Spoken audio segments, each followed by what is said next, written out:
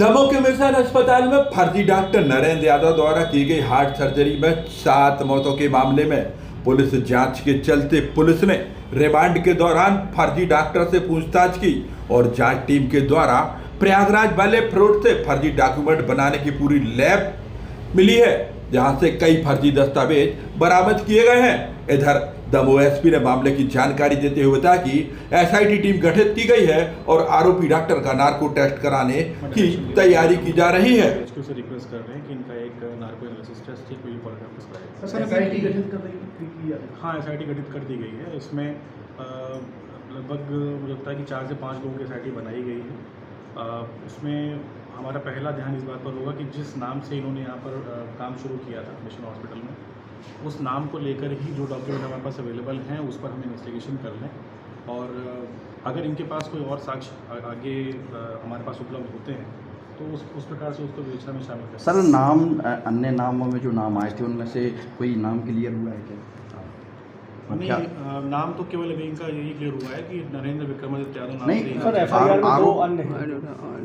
हाँ, उसमें हम लोग अभी विचार कर रहे हैं। मेरी सीएमओ साहब से बात हुई है, हम उनके पत्र का ही वेट कर रहे हैं कि आगे इस एफआईआर में या किसी दूसरी एफआईआर में मैनेजमेंट पर और बाकी और कौन कौन से लोग उसमें शामिल हो सकते हैं।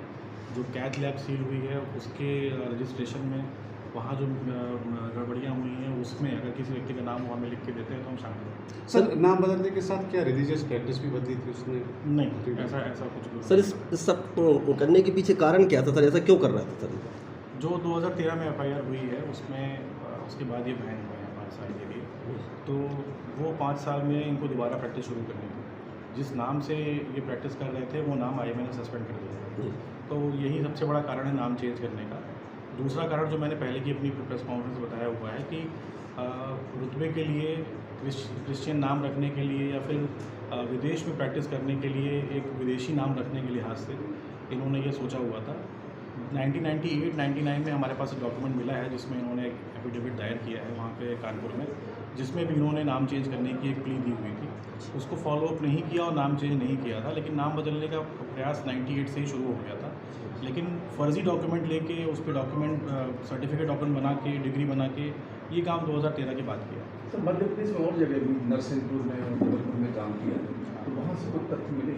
नहीं, अभी वहाँ से कुछ भी पत्राचार प्राप्त नहीं हुआ है। इन्होंने जो 3 जगह बताई हैं, नरसिंहपुर, जबलपुर और फिर बिलासपुर छत्तीसगढ़ में, वहाँ पर काम किया है। सिरमौर का भी यार ऐसा काम करने के दौरान वहाँ पर कोई विवाद ऐसा नहीं बताया इन्होंने, ना ही उसके बाद किसी पुलिस का कोई फॉलोअप हुआ था इनको।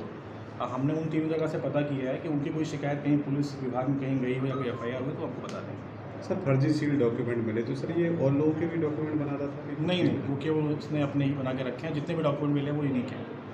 अब स्वास्थ्य कैसा सर? तबीयत खराब?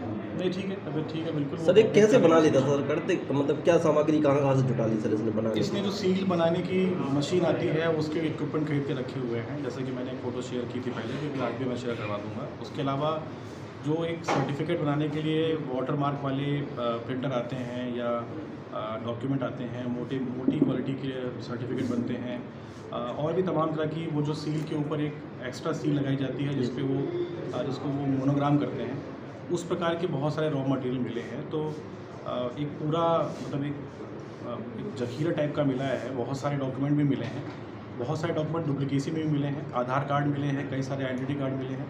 तो 2013 के बाद से लगातार ये इसी नई अपनी आइडेंटिटी पे काम कर रहा है। असली आधार कार्ड में क्या है सर ये? जो आधार कार्ड की जानकारी प्राप्त हुई है बायोमेट्रिक से, उसमें इनका नाम नरेंद्र जॉन कैम्बूर है। अच्छा, हमने UIDAI को लिखा हुआ है कि 2016 के पहले कोई डॉक्यूमेंट बना है आधार कार्ड इनका, तो उसका बायोमेट्रिक और इसका बायोमेट्रिक मैच करवा लें और उसमें क्या नाम है, उसमें क्या DOP है वो बता दें। सर इसमें पैन एन और बैंक वगैरह के जो डिटेल्स है उसमें भी नाम को चेंज किए? हाँ, उसमें भी नाम चेंज है इनका। पैन कार्ड भी नरेंद्र जॉन कैम नाम से ही है। उस पर भी पत्राचार हुआ है, बट अभी जानकारी प्राप्त नहीं। सर सिर्फ एक डिग्री वाले एंगल से आप जांच कर रहे हैं कि जो मौत कारित हुई इसके द्वारा उसकी भी? हम मौत कारित वाले मामले पर हम जांच नहीं कर सकते। मैंने पहले भी बताया है कि ये रिपोर्ट CMHO के माध्यम से हमें प्राप्त होगी, क्योंकि टेक्निकल इशू है। कई केस डायरीज मरीजों की देखी जा रही हैं, उसके इलाज में, उसकी प्रोसीजर में कहीं कोई गड़बड़ी इनकी तरफ से हुई हो, वो टेक्निकल इशू है। हम उस रिपोर्ट का वेट कर रहे हैं। हालांकि प्राइमा फेसी हम ये मानते हैं कि जो फर्जी डॉक्यूमेंट इन्होंने बनाया है उस डॉक्यूमेंट को लेके अगर देखा जाए तो इनके पास एंजियोप्लास्टी करने का अधिकार नहीं था। ये बात जानते हुए कि इनके पास अधिकार नहीं है और ये यहाँ पर इलाज कर रहे हैं, ये अपने आप में एक अपराध है। तो हम जल्दी इस संबंध में भी विवेचना में अग्रिम धाराएं जो है वो बढ़ाएंगे और हम नो डाउट कि CMHO की रिपोर्ट का वेट कर रहे हैं ताकि इस चीज़ को क्लैरिफाई करें। आरोपी की वेबसाइट पर भी कहानी नहीं सर, आरोपी की बचपन की पूछताछ में जो मिली है। बचपन की पूछताछ में ये पता लगी है कि पढ़ने में काफ़ी तेज़ थे, इनका पहली बार में MBBS में हो गया था। बाकी ऐसी कोई डिस्टिंक्टिव मेमोरी उनके फादर ने हमसे शेयर नहीं की है। परिवार में अपनी भतीजी के संपर्क में काफ़ी दिन तक रहे हैं। बाकी परिवार में पिता और भाई से इनकी ज़रा बात नहीं हो पाती।